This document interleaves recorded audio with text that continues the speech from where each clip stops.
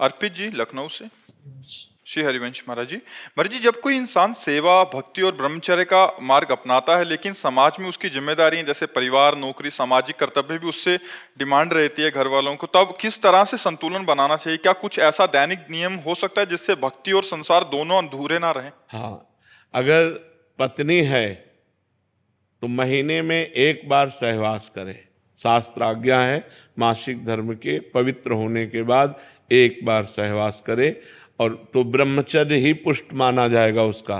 पराई स्त्रियों की तरफ गंदी दृष्टि न करे, अपनी पत्नी से महीने में एक बार भगवान को प्रणाम करके सहवास करे तो धर्मयुक्त काम भगवान कहते हैं मैं हूँ।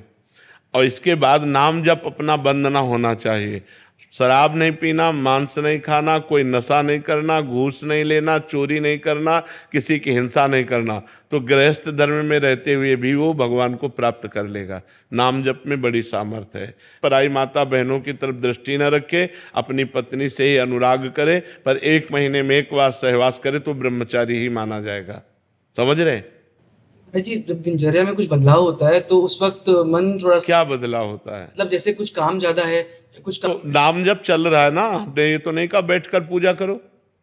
हमने तो 21 बार नहीं कहा कि आप बैठ करके पूजा करो। हम तो नाम जप की कह रहे हैं कि सुबह उठो और चल दो, और नाम जप चल रहा है राधा राधा राधा, शाम तक काम करो राधा राधा राधा, कोई परेशानी नहीं। हमने तो नहीं कहा पद्मासन लगाओ, सिद्धासन लगाओ, गृहस्थ आश्रम के लिए है भी नहीं, क्योंकि उसको कब कौन सा कार्य लग जाए। नाम जप करो, पवित्र आचरण से चलो, कोई नशा न करो, इसी से भगवत प्राप्ति हो जाएगी। टाइम भी मतलब नाम जप चल है सहवास के टाइम। हाँ बिल्कुल बिल्कुल, छोड़ना नहीं चाहिए। उसी समय दिल रुक जाए तो उसी समय हमारी दुर्गति हो जाएगी। तो हम कभी नाम नहीं छोड़ते, राधा राधा राधा।